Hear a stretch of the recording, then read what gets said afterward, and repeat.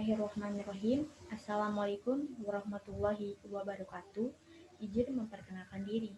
Nama saya Insaronisa Alfaijah, mahasiswa Sekolah Tinggi Ilmu Ekonomi, Wibawa Kartara Harja, Prodi Manajemen Pagi semester 2. Saya diberikan tugas mata kuliah Hukum Pajak dan Perpajakan untuk menjawab pertanyaan yang dibuat oleh Bapak Paujan MS, MAKT dari channel materi mengenai istilah perpajakan. Pertanyaan pertama yaitu, sebutkan dan jelaskan pajak menurut Undang-Undang KUP. Pengertian pajak berdasarkan Undang-Undang KUP Nomor 28 Tahun 2007, Pasal 1 Ayat 1 adalah kontribusi wajib kepada negara yang terutang oleh orang pribadi atau badan yang bersifat memaksa berdasarkan undang-undang dan tidak mendapatkan imbalan secara langsung dan digunakan untuk keperluan negara. Pertanyaan kedua yaitu, apa yang dimaksud dengan wajib pajak pribadi dan badan?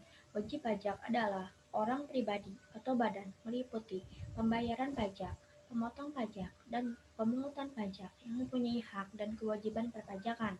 Sedangkan badan yaitu sekumpulan orang atau modal yang merupakan kesatuan baik yang melakukan usaha maupun yang tidak melakukan usaha, meliputi perseroan terbatas, perseroan komanditer, dan perseroan lainnya. Pertanyaan ketiga yaitu, apa yang dimaksud dengan masa pajak, bagian tahun pajak, dan tahun pajak? Masa pajak adalah jangka waktu yang menjadi dasar bagi wajib pajak untuk menghitung, menyetor, dan melaporkan pajak yang terutang dalam suatu jangka waktu tertentu, sebagaimana ditentukan dalam Undang-Undang Pasal 1 Angka 7 KUP. Sedangkan bagian tahun pajak adalah bagian dari jangka waktu 1 tahun pajak Pasal 1 Angka 9 Undang-Undang KUP, dan tahun pajak adalah jangka waktu 1 tahun kalender kecuali bila wajib pajak menggunakan tahun buku yang tidak sama dengan tahun kalender Pasal 1 Angka 8 Undang-Undang KUP. Pertanyaan keempat yaitu, apa yang dimasukkan dengan pemotong pajak dan siapa saja?